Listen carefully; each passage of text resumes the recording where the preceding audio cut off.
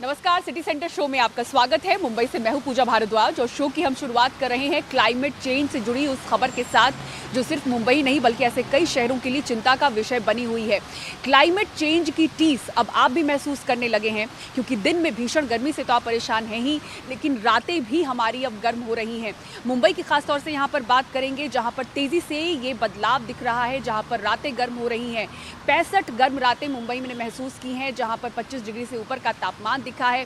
दोहरी मार उन लोगों के लिए है जो कि एसी के कमरों में नहीं बल्कि बाहर सड़कों पर काम करते हैं, जो कि दिन के बाद रात में भी बेचैन रहते हैं। सीधा उनके स्वास्थ्य पर असर पड़ रहा है और इसका असर देश के आर्थिक हालात पर भी दिखेगा। एक्सपर्ट्स का ये मानना है कि अगर इस तरह से गर्म रातें हमारी बढ़ती रहीं तो युद्ध स्तर पर कहीं इसे संभालने की तैयारियां न करनी पड़े।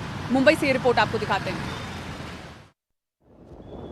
माया नगरी के मौसम की माया आजकल समझ से परे है। दिन की तपिश के बाद रात में राहत की उम्मीद रहती है, लेकिन मुंबई की रातें भी चुभ रही हैं। पर्यावरण पर काम करने वाली संस्था क्लाइमेट सेंट्रल और क्लाइमेट ट्रेंड्स के अध्ययन से अहम खुलासे हुए हैं, जिसके अनुसार मुंबई में रात के तापमान में सबसे ज्यादा बदलाव देखे गए हैं। ग्लोबल वार्मिंग के कारण शहर में 65 दिन ज्यादा गर्म रातें देखी गई हैं। महा मुंबई में शामिल ठाणे, भिवंडी, उल्लासनगर जैसे शहरों में हालात और भी खराब दिखे। ठाणे और भिवंडी में औसतन 70 रातें और कल्याण उल्लासनगर में 72 रातें ज्यादा गर्म रहीं। संस्था ने रात में 20 से 25 डिग्री तापमान के आधार पर 2018 से 2023 के बीच देश के अलग अलग शहरों के हालात का अध्ययन किया है।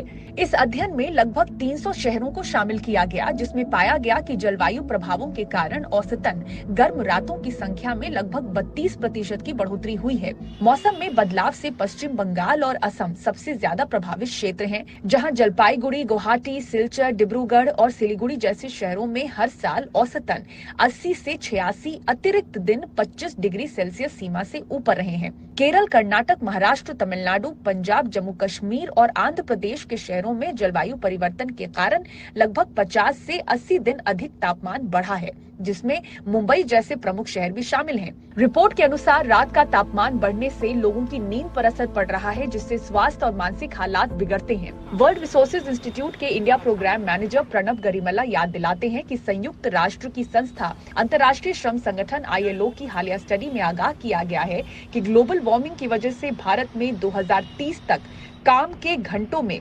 5.8% तक की कमी आएगी। ये करीब 3.5 करोड़ नौकरियां खोने के बराबर है। इसका सबसे ज्यादा असर कृषि और कंस्ट्रक्शन सेक्टर पर होगा। Loss of economic activity and productivity of workers also is a very important thing. If you think about it, कौन है वो लोग जो ऐसे नाइट टेम्परेचर्स या डे टेम्परेचर्स राइजिंग के वजह से they will get affected, right? मजदूरों की इकोनॉमिक एक्टिविटी के नुकसान के साथ ही और प्रोडक्टिविटी भी कम होगी, जिस पर ध्यान की जरूरत है। रात का तापमान बढ़ने से जो लोग प्रभावित ज्यादा होते हैं वो वैसे लोग हैं जो बाहर काम करते हैं। किसी भी राज्य में आप देखें, ऐसे मजदूर दोपहर में पहले से ही हीट स्ट्रेस का सामना कर रहे हैं। जब वो घर लौटते हैं तो रात के दौरान भी हीट स्ट्रेस उनके लिए बढ़ रहा है, तो ये उनके लिए दोहरी मार है जो उनके स्वास्थ्य पर भी पड़ रही है। और इसका आर्थिक प्रभाव भी है कि प्रोडक्टिविटी कम होगी, काम के घंटे में कमी आएगी। ILO ने अपनी स्टडी रिपोर्ट में ये कहा था कि ग्लोबल वार्मिंग के कारण भारत में 2030 तक 5.2 कार्य घंटों की हानि का अनुमान है। तो इसका MSME में मजदूरों पर क्या प्रभाव पड़ेगा, आप सोच सकते हैं, जिन्हें आर्थिक और तकनीकी सहयोग हासिल नहीं है। Right? So think about what that impact will have on workers in the MSMEs who do not have the financial or the technical assistance needed to cope with this kind of heat stress. 92 रातें हैं। Climate trends की कार्तिकी नेगी बताती हैं कि कई शहरों में 5 दशक के रिकॉर्ड टूट गए हैं। इससे साफ हो जाता है कि शहरों को क्लाइमेट चेंज का सबसे अधिक खामियाजा भुगतना पड़ रहा है। तो ये एक बहुत ही डेंजरस ट्रेंड है और इसका सीधा सीधा इम्पैक्ट उन लोगों पे पड़ेगा जिनके पास कूलिंग मैकेनिज्म नहीं है। मेजॉरिटी लोगों के पास, हमें पता है कि सिर्फ पंखे का एक्सेस है इंडिया में, जो कि काफी नहीं है इतनी गर्मी में अपने शरीर को ठंडा कर पाना। रात का टाइम एक ऐसा टाइम होता है जहां पे बॉडी नेचुरल मैकेनिज्म से अपने आप को कूल डाउन करती है। WHO के अकॉर्डिंग भी रात का टेम्परेचर, एक थ्रेशोल्ड टेम्परेचर जो एक अच्छी नींद के लिए आपको चाहिए होता है, वो होता है 24 डिग्री सेल्सियस। अब अगर यही टेम्परेचर 25 डिग्री से ऊपर सेटल हो रहे हैं तो इसका सीधा सीधा इम्पैक्ट आपकी नींद पे पड़ रहा है, यानी आपकी नींद नहीं पूरी हो रही है। और इसका सीधा इम्पैक्ट आपकी हेल्थ पे आएगा। हेल्थ में सिर्फ फिजिकल हेल्थ इम्पैक्ट्स नहीं देखे जाएंगे जहां पे सिर्फ बीमारियां होंगी, इसका असर आपकी मेंटल हेल्थ पे भी हो सकता है। तो ये बहुत जरूरी है इंडिया के लिए कि हम क्लाइमेट चेंज को कर्ब करें या फिर हम ग्रीन हाउस गैस एमिशंस को कर्ब करें, जिससे कि हम इस इम्पैक्ट को थोड़ा कम कर सकें। दिन के तापमान में बढ़त के साथ साथ गर्म रातें यूं ही बढ़ती रहीं तो स्वास्थ्य और व्यवस्थाओं पर दोहरी मार से संभलने की तैयारी युद्ध स्तर पर करनी होगी। मुंबई से कैमरामैन संजय मंडल के साथ पूजा भारद्वाज, एनडीटीवी इंडिया। और अब आइए बात करते हैं नीट पेपर लीक मामले की, जिसके तार महाराष्ट्र से जुड़ रहे हैं। एटीएस की सूचना पर लातूर में एफआईआर हुई। एक आरोपी शिक्षक को गिरफ्तार किया गया, दूसरे आरोपी शिक्षक को हिरासत में लिया गया है। कुल 4 संदिग्ध इस मामले में बताए जा रहे हैं। सुनील सिंह की लातूर से ये रिपोर्ट देखिए। नीट परीक्षा पेपर लीक मामले के संदिग्ध ये दोनों शख्स लातूर के हैं। नांदेड़ एटीएस ने रविवार दोपहर इनसे पूछताछ कर इन्हें छोड़ दिया था, लेकिन फिर रात में अचानक दोनों के खिलाफ लातूर के शिवाजी नगर में एफआईआर दर्ज कराई गई। इस दौरान शिक्षक संजय जाधव भाग निकला, जबकि जलील पठान अपने घर से ही गिरफ्तार कर लिया गया। सोमवार को जलील पठान को कोर्ट में पेश किया गया था। अदालत ने उसे 2 जुलाई तक पुलिस हिरासत में भेज दिया। इस मामले के तपासी कामलदार जो कि डीवाईएसपी है लातूर शहर के, उन्होंने इस मामले में जो इतर आरोपी जो है उनको अटक करने के लिए और कुछ डॉक्यूमेंट कागज पत्र हस्तगत करने के लिए पुलिस कस्टडी की मांग की थी, जो कि माननीय न्यायालय ने 2/7/2024 तक पुलिस कस्टडी मंजूर की।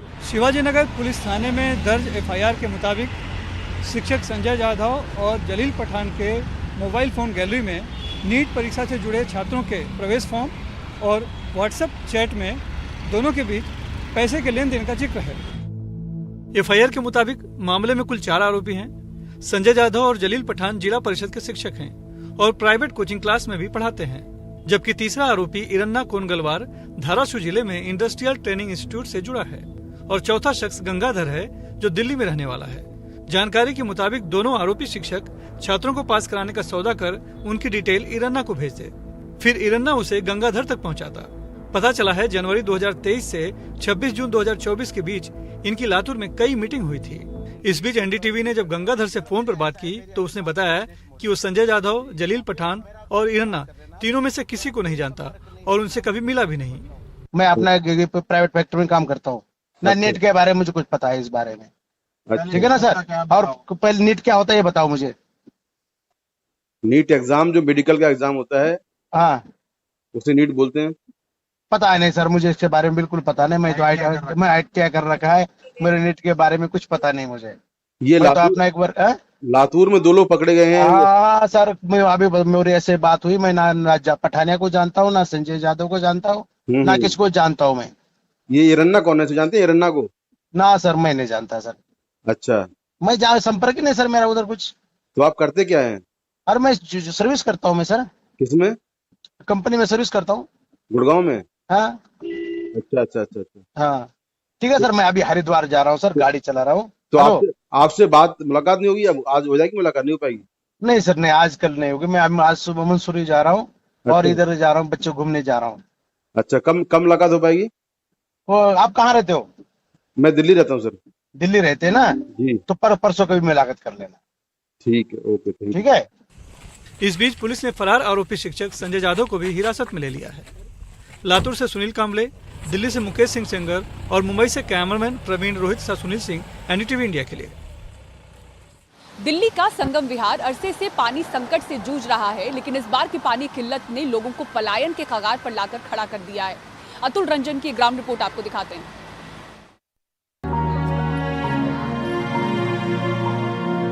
70 पार की ये बुजुर्ग महिला पानी भरने की हड़बड़ी में हाथ तुरा बैठी। ये दिल्ली के संगम विहार की कहानी है।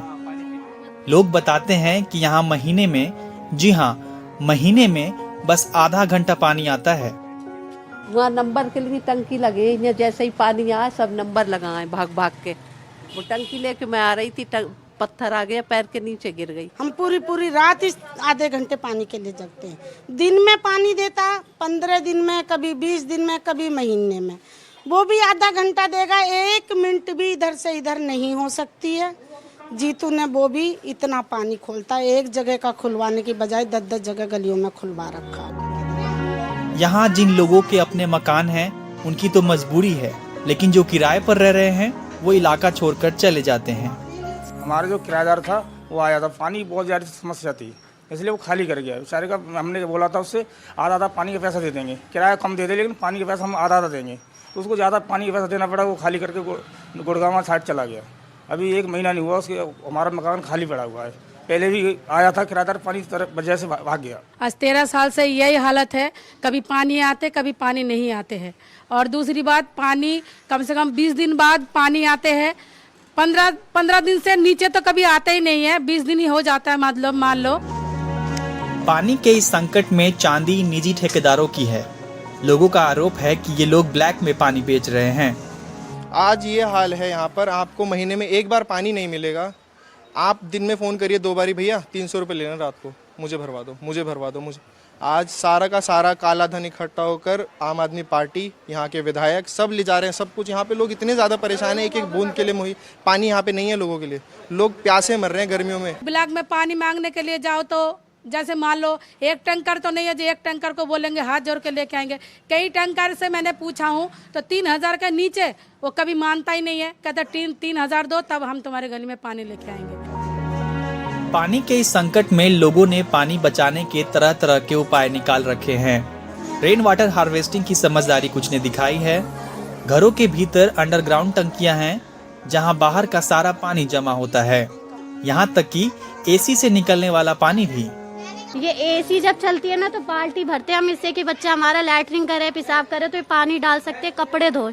जब बारिश आती है तो हम 300 लीटर की 500 लीटर की जो भी हमारे टंकी छत पे है बर्तन है, जो भी छोटे मोटे सारे उसी बारिश के पानी भर के और फिर हम वही 3 दिन 4 दिन में वो कीड़े पड़ जाते हैं उसमें। फिर भी हम लोग मट्टी के तेल कपड़ा से छान के वो यूज करते हैं पानी। इसकी क्षमता 3500 लीटर है। इसकी हम रखवाली ऐसे करते हैं, इसको हमने 2-3 दिन हुआ है इसको साफ़ कराया है। इसके अंदर मिट्टी पाया जाता है और कंकड़ वंकड़ निकलता है तो इसको साफ़ कराया और इसके अंदर हम दवाई डालते हैं पन्नी में करके। पानी की ये किल्लत बरसों पुरानी है और लोगों का गुस्सा भी। वो हर साल प्रदर्शन करते हैं, इस बार भी कर रहे हैं, लेकिन संकट है कि कम होता नजर नहीं आ रहा। जिंदगी की तमाम समस्याएं एक तरफ और पानी की जद्दोजहद दूसरी तरफ। दिल्ली में अगर पानी की समस्या कहीं सबसे विकट है तो वो है संगम विहार। लोगों ने अपनी तमाम उम्र यहाँ गुजार दी, नई पीढ़ी भी तैयार है, अपनी तमाम जमा पूंजी भी यहीं है, लेकिन अगर किसी चीज़ की कमी है तो वो है पानी। दिल्ली से कैमरा पर्सन अरुण नेगी के साथ अतुल रंजन, एनडीटीवी इंडिया। देश के अधिकतर एग्जाम करवाने वाली नेशनल टेस्ट एजेंसी एनटीए को आखिर चलाता कौन है? इसमें कौन है वो लोग जो कि लाखों छात्रों का भविष्य तय करते हैं? एनडीटीवी की ये विशेष रिपोर्ट देखिए। एनटीए नेशनल टेस्टिंग एजेंसी परीक्षाएं लेने वाली दुनिया की सबसे बड़ी एजेंसियों में से एक है। इसके जिम्मे देश की तकरीबन 15 प्रवेश और फेलोशिप परीक्षाएं करवाना है। इनमें 1 करोड़ से ज्यादा छात्र शामिल होते हैं। एनटीए की स्थापना 2017 में की गई थी। इसे चलाने के लिए एक गवर्निंग बॉडी होती है जिसमें 14 लोग होते हैं। गवर्निंग बॉडी के chairman retired professor Pradeep Kumar Joshi हैं और महानिदेशक रिटायर्ड आईएएस प्रदीप कुमार खरोला हैं। गवर्निंग बॉडी के सदस्यों में आईआईटी के 3 पूर्व निदेशक, एनआईटी के 2 पूर्व निदेशक और आईआईएम के 2 पूर्व निदेशक हैं। सदस्यों में आईआईएसईआर पुणे के निदेशक प्रोफेसर सुनील एस भागवत भी हैं। साथ ही जेएनयू के कुलपति SD Pandit, Indira Gandhi national open university के कुलपति प्रोफेसर नागेश्वर राव, बेंगलुरु में national assessment and accreditation council के चेयरमैन प्रोफेसर गणेशन कन्नीबिरान और पुणे में डॉक्टर हीरा नंदानी हॉस्पिटल के डॉक्टर हरीश शेट्टी भी इसमें हैं। एनटीए के चेयरमैन प्रदीप कुमार जोशी यूपीएससी के चेयरमैन भी रहे हैं, जबकि डीजी प्रदीप कुमार खरोला 1985 बैच के कर्नाटक कैडर के आईएएस अफसर हैं। वो एयर इंडिया के प्रमुख रहे हैं और बेंगलुरु मेट्रो के मैनेजिंग डायरेक्टर भी रह चुके हैं। उनको 2012 में ई गवर्नेंस के लिए नेशनल अवार्ड मिला। 2013 में पब्लिक एडमिनिस्ट्रेशन का आउटस्टैंडिंग पीएम अवार्ड मिला। इसके साथ ही कोर टीम के सदस्यों में test item writers, researchers, psychometric science और शिक्षा विशेषज्ञ होते हैं। साफ है कि एनटीए में देश के जाने माने बुद्धिजीवी और एक्सपर्ट हैं जो इस एजेंसी को चलाते हैं। इसके बाद भी लगातार पेपर लीक हो रहे हैं। नई दिल्ली से Mukesh Singh Sengar, NDTV India. Social media पर मीम डालना, वीडियो बनाना लोगों की जिंदगी पर भारी पड़ने लगा है। राजस्थान के जोधपुर से एक दर्दनाक घटना सामने आई है, जहां करीब 2 महीने पहले कुछ लोगों ने एक बुजुर्ग का, जो कि ठेला चलाते थे, उनका एक वीडियो बनाया, पोस्ट किया। वो जहां भी जा रहे थे लोग उन्हें पहचान रहे थे और उनका मजाक उड़ा रहे थे। ऐसे में परेशान होकर उन्होंने खुदकुशी कर ली। दिखाते राजस्थान से आपको ये रिपोर्ट। राजस्थान की तपती झुलसती गर्मी के बीच सोशल मीडिया के खिलवाड़ ने एक बुजुर्ग प्रताप राम की जान ले ली। ये दर्दनाक घटना राजस्थान के जोधपुर की है। रेहड़ी चलाकर गुजारा करने वाले इस शख्स की 2 महीने से ट्रोलिंग हो रही थी। बताया जा रहा है कि करीब 2 महीने पहले एक जापानी महिला पर्यटक मगुनी मारवाड़ घूमने आई थी। उसने इस बुजुर्ग से कुछ पूछा। बुजुर्ग ने कहा कि क्या आपको भंगार लेना है। महिला के दोस्त ने ये वीडियो बनाया और अपने इंस्टाग्राम पर डाल दिया। ये वीडियो इतना वायरल हुआ कि हर जगह इस बुजुर्ग का मजाक बनने लगा। प्रताप राम ने इससे परेशान होकर पेड़ से लटक कर जान दे दी। एक घटना आई है जिसमें किसी बुजुर्ग का मीम्स वगैरह बनाया, रील्स वगैरह बनाई, उनको परेशान किया गया और जिससे दुखी होकर, प्रताड़ित होकर उन्होंने आत्महत्या कर ली। ये बड़ी ही दुखद, शर्मसार कर देने वाली और मर्माहत करने वाली घटना है।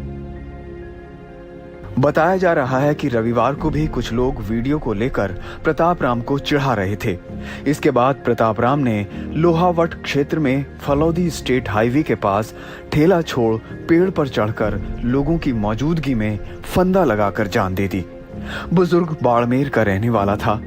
पुलिस का कहना है कि इस मामले की पूरी जांच की जाएगी। पुलिस अपना काम करेगी। जो भी लोग इसके पीछे हैं, जिन्होंने भी प्रताड़ित किया है, जिन्होंने भी परेशान किया है, चाहे जिस उद्देश्य से भी किया है, यदि इस हद तक परेशान किया है कि कोई आदमी कोई दूसरा रास्ता चारा न पाकर आत्महत्या कर ले, तो उसके खिलाफ कानून अपना काम करेगा। सख्त कार्रवाई की जाएगी। ये सोशल मीडिया का जानलेवा पहलू है। लाइक और शेयर की दुनिया में अब तक बड़े लोगों की ट्रोलिंग का चलन था। अब एक गरीब भी इसकी चपेट में है। इससे पता चलता है कि सोशल मीडिया कैसे एक एंटी सोशल मीडिया में बदलता जा रहा है। जोधपुर से अरुण हर्ष के साथ जयपुर से सुशांत पारीक की रिपोर्ट। और अब ये बात करते हैं पुणे शहर की, जिसे आईटी हब कहा जाता है, महाराष्ट्र का कल्चरल कैपिटल कहा जाता है, लेकिन गलत कारणों से अभी सुर्खियों में बना हुआ है। Porsche hit and run case के बाद अब एक कथित ड्रग्स लेने का वीडियो वायरल हो रहा है, जो कि एक नामचीन होटल की पार्टी का बताया जा रहा है। पुलिस जांच में जुटी हुई है। पारस धामा की रिपोर्ट देखिए। ये शनिवार रात का वीडियो है। इसमें जो 2 युवक दिख रहे हैं, माना जा रहा है कि वो ड्रग्स ले रहे हैं। ये L3 नाम के एक पब में चल रही पार्टी का वीडियो है। पुलिस के मुताबिक ये पार्टी गैरकानूनी तरीके से हो रही थी। इस वीडियो के वायरल होने के बाद पुणे पुलिस हरकत में आई। इस मामले में अभी तक 8 लोगों को गिरफ्तार कर लिया गया है और 2 पुलिस वालों को निलंबित भी किया गया है। L3 में FC रोड पे एक पार्टी ऑर्गेनाइज की गई थी और रात को और कल सुबह तक वो चली। वो इलीगल तरीके से ऑर्गेनाइज की गई है, तो इसमें हमने गुना दाखिल किया है। अभी तक 9 लोगों के नाम जो हैं हमने ऑफेंस में दर्ज किए हैं। उसमें से 8 लोगों को हमने अरेस्ट किया है। उन लोगों के जो नाम हैं, जो मूल मालिक हैं उस जगह के, जिन्होंने ये बिल्ड किया था बार। पुणे के FC रोड पर ये L3 नामक पब इसी जून से शुरू हुआ है। पब के 2 मालिक हैं और उन्होंने पब चलाने के लिए 3 लोगों को किराए पर दिया था। शनिवार रात की पार्टी में 40 से 50 लोग थे। पार्टी का आयोजन अक्षय कामठे नाम के शख्स ने किया था। पुणे पुलिस अब जांच में जुटी है कि क्या इस पार्टी में ड्रग्स भी ली गई थी। पब को अब सील कर दिया गया है। उन युवकों की भी तलाश की जा रही है जिन पर ड्रग्स लेने का संदेह है। ट्रेसेस दिख रहे थे, जो भी वहाँ पे कुछ भी मुद्दे माल था उसको हमने जब्त किया है। उसको केमिकल एनालिसिस के लिए लेबोरेटरी में भेजा जाएगा और उसमें अगर कुछ निष्पन्न होता है, उसके साथ साथ जो वीडियो हमें वहाँ दिखाई दे रही है उस वीडियो में कौन है, उसमें हमें लीड्स हैं, तो उन लोगों को भी लाने के बाद उनकी तफ्तीश करने के बाद और सबके मोबाइल फोन वगैरह जो जब्त किए हैं उसमें से क्या क्या लीड हमें मिल रहा है, that is part of investigation. इस मामले पर राज्य के मुख्यमंत्री एकनाथ शिंदे ने कड़ी जांच के आदेश दिए हैं। जहां ड्रग्स मिलेगा वहां सख्त कार्रवाई की जाएगी। सप्लायर से लेकर ड्रग्स पेडलर तक किसी को भी पुलिस बख्शेगी नहीं और ड्रग्स मुक्त महाराष्ट्र बनाने की हमारी कोशिश जारी रहेगी। मुंबई जसं आपण मुंबईमध्ये करतोय तसं ड्रग मुक्त महाराष्ट्र झाला पाहिजे, अशा प्रकारची सरकारची भूमिका। वैसे इससे पहले पिछले साल पुणे में अस्पताल से ड्रग्स का सिंडिकेट चलाने को लेकर ललित पाटिल की गिरफ्तारी हुई थी। पुणे में 1 नवंबर 2022 से 31 अक्टूबर 2023 के बीच एनडीपीएस एक्ट के तहत 155 मामले दर्ज किए गए हैं। 215 आरोपियों को गिरफ्तार किया गया है। 17,84,46,255 रुपए जब्त भी किए गए हैं। पुलिस ने गांजा, कोकीन, चरस, एमडी, मशरूम, मेथ, इडलूस खाट, डोडा पाउडर, एमडीएमए, ओपीएम, brown sugar, LSD paper, tab निड्रावेड, हेरोइन और मास्कुलिन ड्रग्स जब्त किए हैं। पुणे के पब में हो रही एक पार्टी में ड्रग्स के संदेह ने काफी सवाल खड़े किए हैं। सवाल ये भी है कि क्या और पब्स में भी ये हो रहा है? क्या पुलिस ने इस चीज को नहीं देखा? और अब पुणे की जनता इस पूरे मामले में जवाब चाहती है। पारस दामा, एनडीटीवी इंडिया।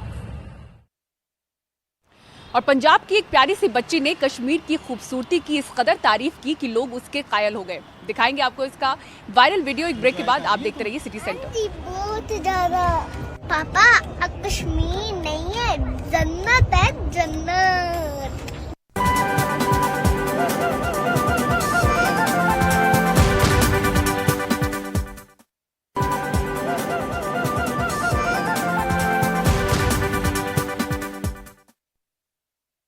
सोशल मीडिया पर एक छोटी पंजाबी लड़की का वीडियो वायरल हो रहा है जिसमें वो कश्मीर की तारीफ करती हुई नजर आ रही है। आपको भी सुनाते हैं इस छोटी प्यारी सी पीहू की बातें। मैं तनु क्या पापा कितने ठंडी जगह लगे जाओ, जलंधर से तो सदा गर्मी पई सी, गर्मी च मरना थोड़ी ना, ते पापा कश्मीर ले ठंडी जगह, उथे मिक्स है सब कुछ, ठंडा ठंडा भी है और गर्मी भी है। एंजॉय कर रही है तुम? हाँ जी, बहुत ज्यादा। पापा, अब कश्मीर नहीं है, जन्नत है, जन्नत। तू भी तो मेरी कश्मीरों लगती पई है। कश्मीरी मनी है ना आज। I love Kashmir. और सिटी सेंटर शो में फिलहाल इतना ही। पूरी टीम को दीजिए इजाजत। खबरों के लिए देखते रहें एनडीटीवी इंडिया। नमस्कार।